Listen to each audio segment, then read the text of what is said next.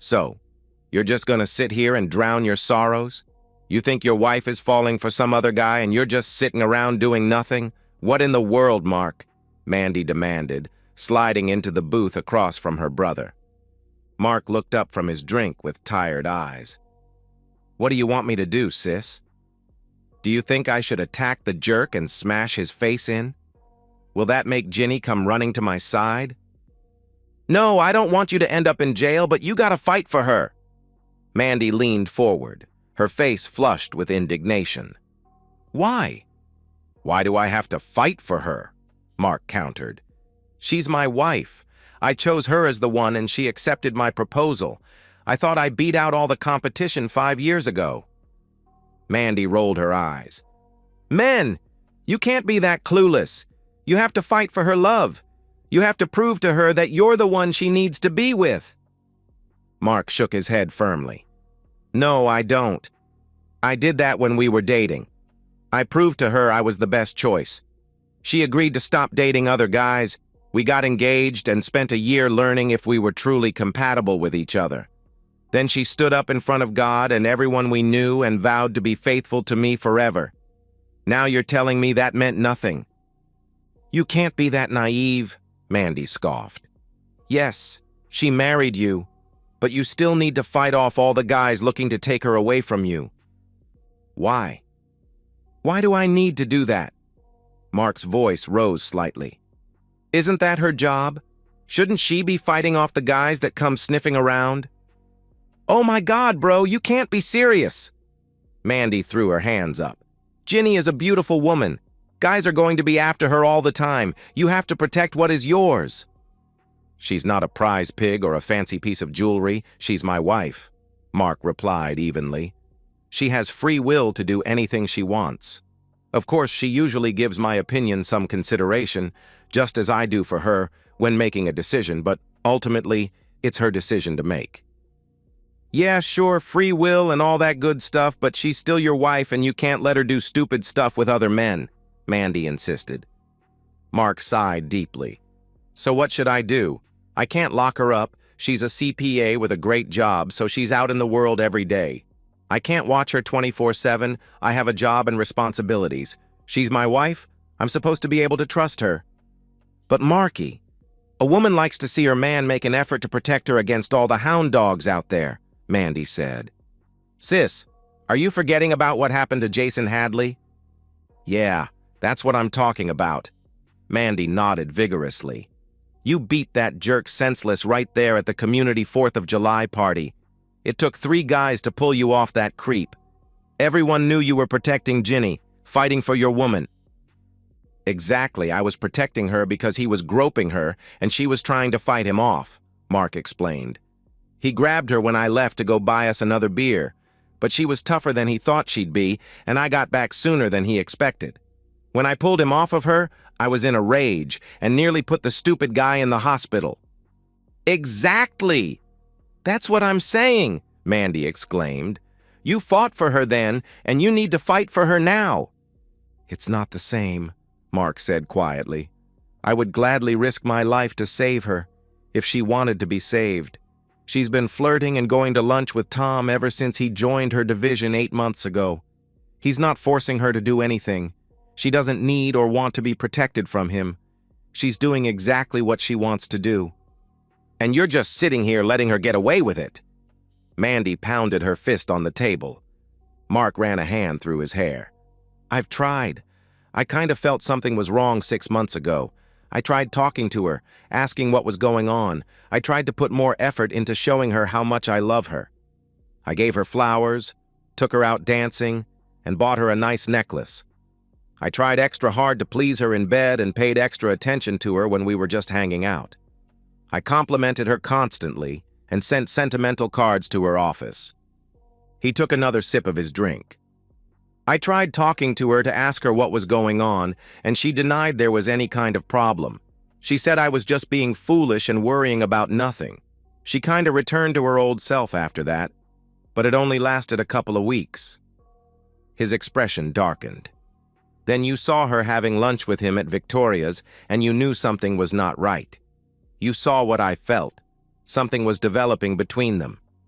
Those two had become more than just friendly colleagues. Last week, I showed her the video you took and asked her to be honest with me about him. She admitted she is attracted to him, but swore she hasn't done anything inappropriate with him. I replayed the video and told her everything on it was inappropriate. We fought, and I told her she needed to choose him or me. Mark stared into his glass. I told her she owed me an honest answer and gave her until tonight to decide what she wanted to do. I didn't want to just sit around the house, so I came here. I was enjoying my second gin and tonic when my little sister pounced on me. Mandy's face softened. I'm sorry. I guess I kind of feel responsible because I sent you that video. Have you heard from Ginny?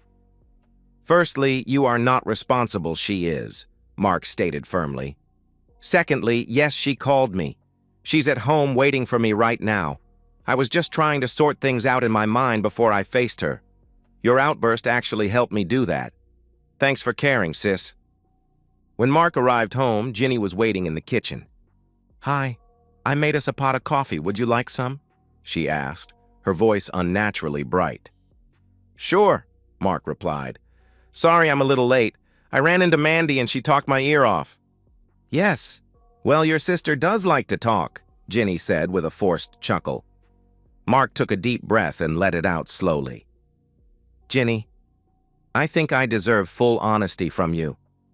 I promise to listen to everything you have to say, but I need to know what is going on. Ginny looked up with tears on her cheeks. Mark, honey, I don't want to hurt you, but I'm still very confused. I have feelings for Tom, but I'm not ready to give up on us. I still love you, but I'm drawn to Tom. I swear I haven't done anything except kiss him on the cheek, but I'm tempted to do more. I'm sorry. I know that's awful, but you asked me to be honest with you. Mark looked at his wife of 5 years. Mandy came to me all fired up, demanding I fight to get you back. Well, I'll tell you the same thing I told her. I shouldn't have to fight for you. If you still loved me the way I love you, the way I thought you loved me for the past 5 years, there'd be no need for me to fight for you. If you loved me completely, you would never have been tempted by Tom, and you would have rejected him the way you rejected Jason Hadley.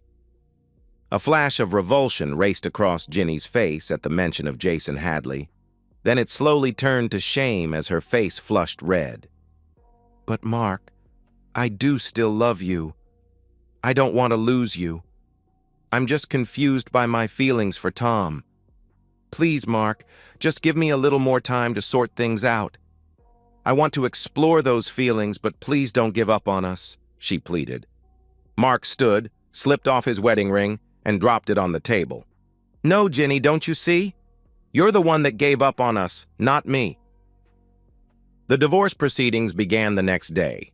Mark moved into a hotel and took a leave of absence from his job as a senior IT security specialist at Acme Tech. While Ginny frantically called and texted, begging for another chance, Mark remained silent, his mind focused on something else entirely. After the third day, he answered one of her calls. Mark, please talk to me, Ginny sobbed. I made a mistake. I told Tom it was over. Did you? Mark's voice was eerily calm. That's interesting because I have access to your work email. You had lunch with him today at Costello's. Table for 2, very cozy. There was a long pause. How did you... I'm in IT security, Ginny. Did you forget what I do for a living? Mark's laugh was hollow. Don't worry about it. Explore your feelings all you want. I'm exploring some feelings of my own. He hung up, leaving her stunned and confused. Mark stared at his laptop screen, where he had already installed remote monitoring software on both Ginny's work and personal devices. As an IT security expert, he knew all the back doors, all the vulnerabilities. He'd been the one who set up their home network, configured her devices, and managed their digital lives. She'd never changed a single password. If you want to play games, Ginny, he whispered to the empty hotel room. Let's play. Over the next week, Mark gathered information methodically. He documented every exchange between Ginny and Tom, every lunch date, every private meeting in conference rooms. He accessed Tom's personnel file from the HR database and discovered a pattern. Tom had moved between 4 companies in 5 years, leaving a trail of workplace romances and sudden departures.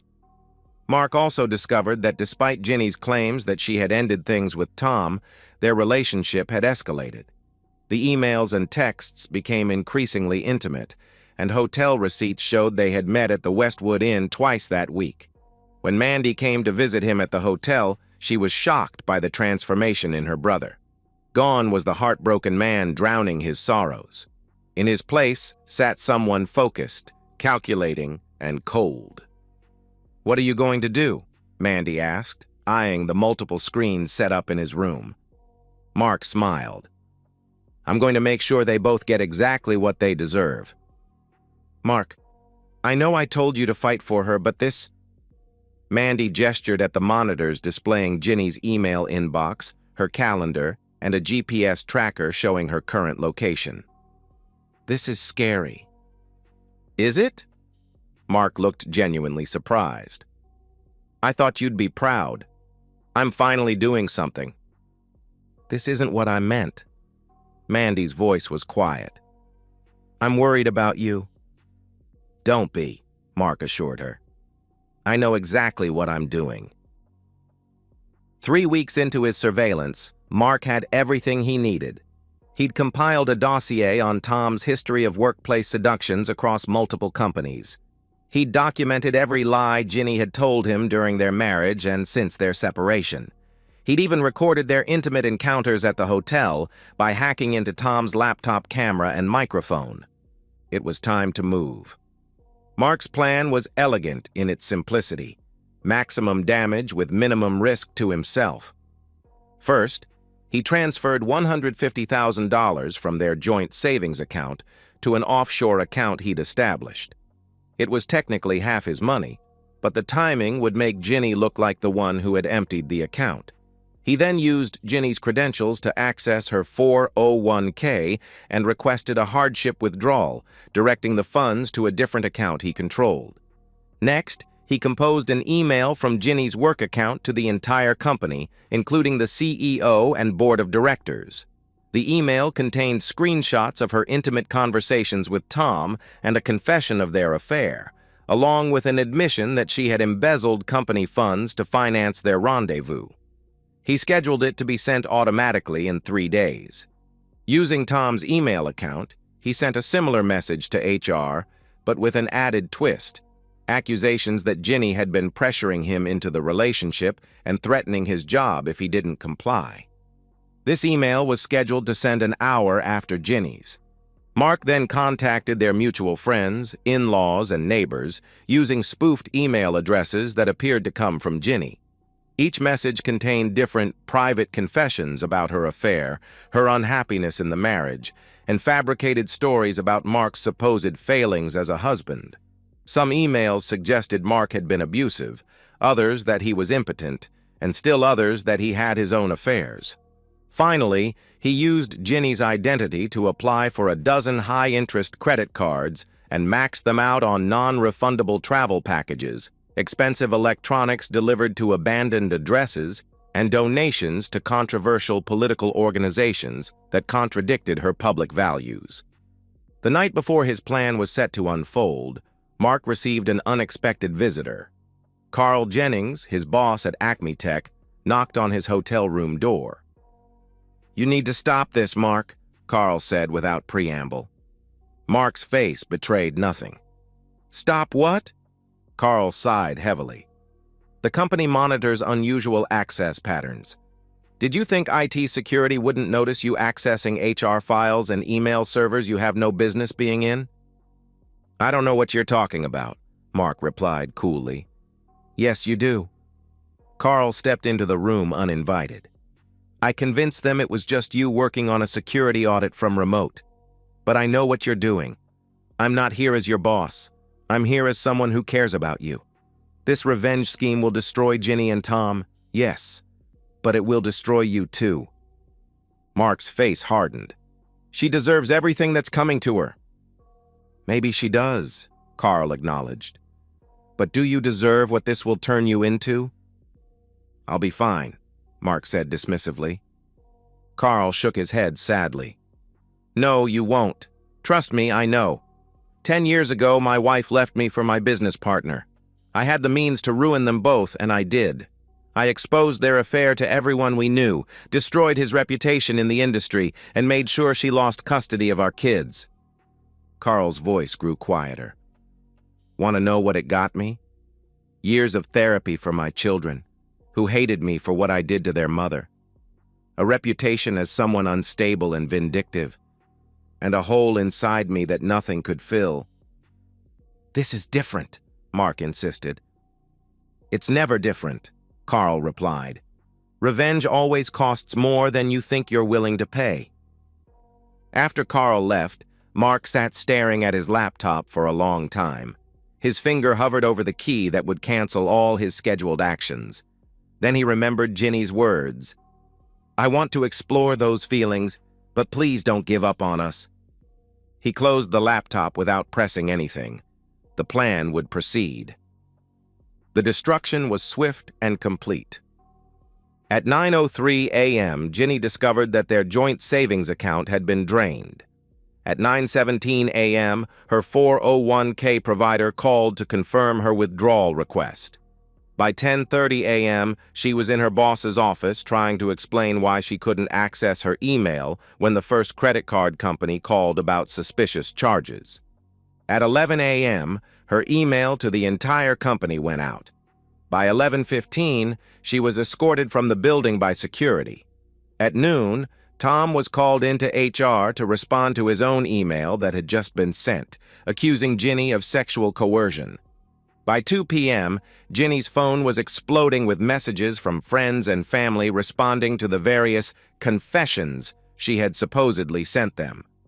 Her parents called to ask if she really thought they were controlling monsters who had trapped her in a loveless marriage with their expectations. Her best friend demanded to know why Ginny had told another friend that she was a pathetic, jealous woman who couldn't keep a man. By 5 p.m., Ginny sat alone in her car in the company parking lot, having been fired for ethical violations and potential embezzlement. Her phone continued to buzz with notifications from credit card companies, angry messages from friends, and a particularly devastating text from her sister asking how she could have written such horrible things about her weight struggles to their entire extended family.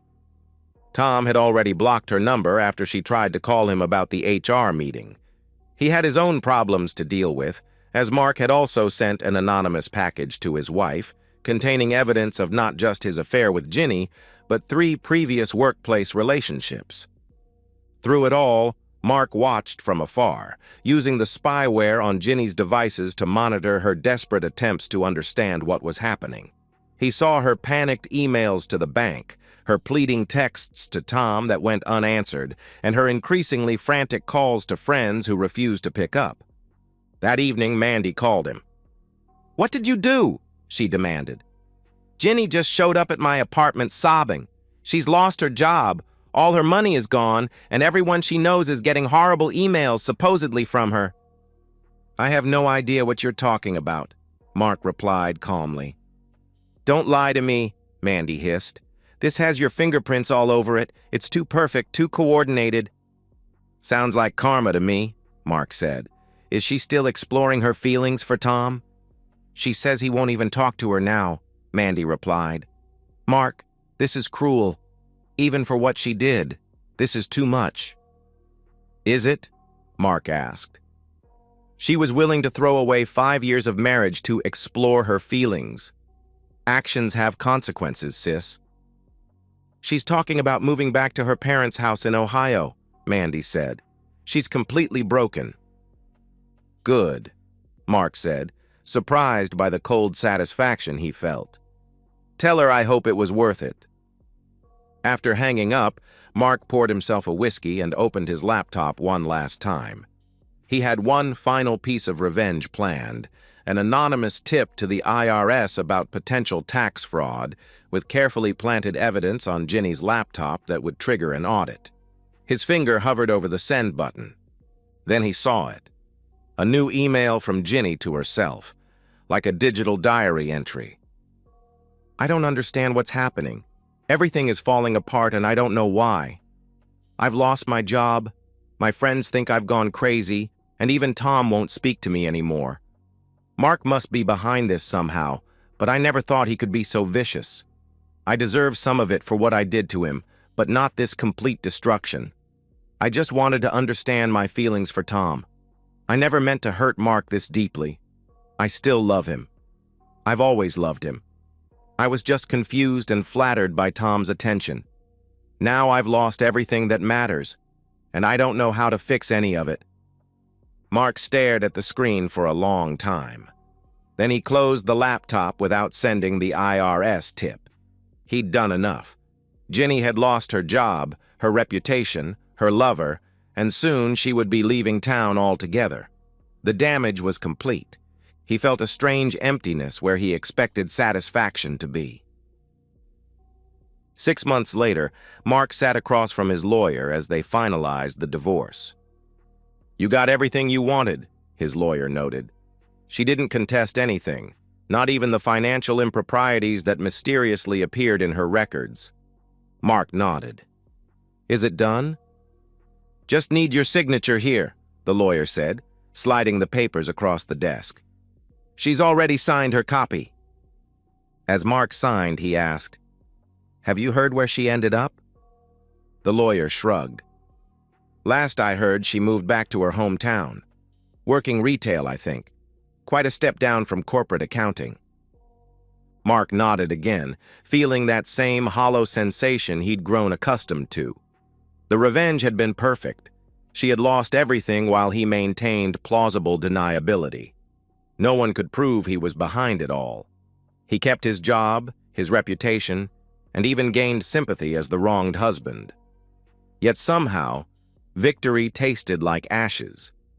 As he left the lawyer's office, he received a text from Carl. "Congratulations on finalizing the divorce. Dinner tonight? We should talk about your future at the company." Mark stared at the message. His future. He had been so focused on destroying Ginny's life that he'd given little thought to what came after. The revenge had consumed him for months, and now that it was complete, he felt empty. He typed back, "Sure.